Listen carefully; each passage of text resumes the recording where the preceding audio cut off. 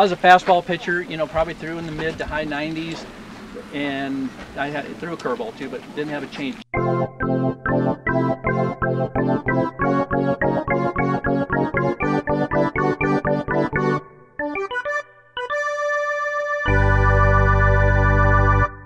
Change-up is the most,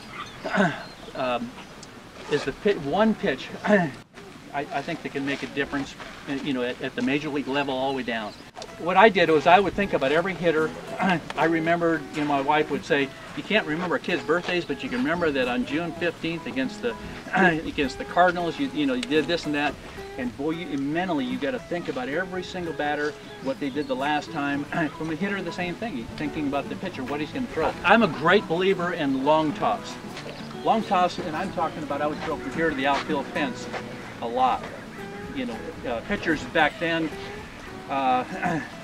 you know, had all different ideas on what it took to strengthen your arm. But I like overloading the arm, which means extending it out and strengthening that way. You know, building the long distance tossing. Would you? The best question. I absolutely hate pitch counts. Out of Maricosta High School, I probably threw my 100 pitches. I mean, 100 innings. The next year in the minor leagues, I threw 240 innings, had 300 strikeouts, completed I think probably 16, 18 games. You know, and they said, you know, how many pitches did you throw? Till my arm was tired. Right. Right. Just not a. You know, I see now. I watch games now, and pitcher gets to the 6th inning, which is a quality start, and he started. Anybody warming that bullpen down there? You know, oh, just cross me. First start, yeah, in Dodger Stadium against the Reds. You have no idea how nervous I was. You know, here at 19 years old, you know, and that was I relieved. My first start was in Milwaukee, and I beat the Braves, and just thrill. Biggest thrill, pitching in a World Series. And I say that easily because there are a lot of guys in the Hall of Fame that have never played in a World Series. We're playing the Orioles, and our pitching staff was Koufax, Drysdale, Sutton, and Osteen. And so in the bullpen we had Ron Peronowski, Bob Miller, Phil Regan won 18 or 20 that year, something like that, in relief. So I got comfortable in the bullpen, thought I'm not going to get any of these games, I'm just going to pick up my check at the end. First game, Drysdale got in trouble. Phone rang down the bullpen, and our coach said, "Moeller, get up." I can tell you that my knees started shaking so bad I almost didn't get off the chair. I'll never forget the first pitch that I threw, because I almost hit myself in the foot. Next pitch, I almost threw it out of the bullpen. Our coach down there said, "Joey," said, you gonna be all right? I said, yeah, I'll be all right. Well, finally they called me out, and I was walking out of the bullpen, and I looked up, and there was Frank Robinson, Brooks Robinson, and Boog Powell in a row. I started to go back to the bullpen, they wouldn't let me in. Anyways, I got those guys out. That's the biggest thrill any player can have, is to pitch in a World Series. Who is my favorite teammate?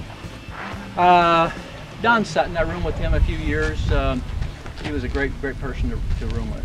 Yeah, that's what back then we had roommates. Now they don't have roommates. Who was the greatest hitter you've ever been? Greatest hitter,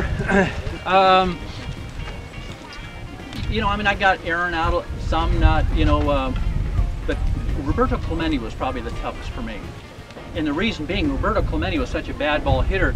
One time I tried to, you know, knock him down, push him back in here, and he hit the ball off the left center field wall. I mean, you couldn't throw a ball anywhere near the plate that he wouldn't hit, so he was really tough.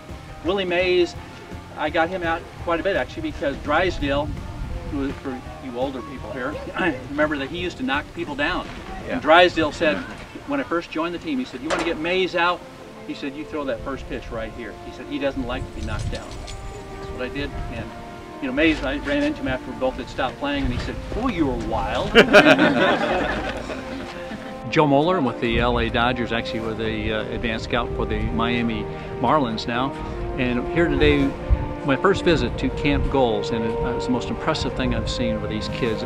You know, even starting from every time you ask them a question, they say yes sir or no sir. But teaching these kids on goals and, you know, setting goals and working as a team, one of the most impressive things I've seen. I would absolutely highly recommend this to anybody to come here and see this and what the good it does for these kids.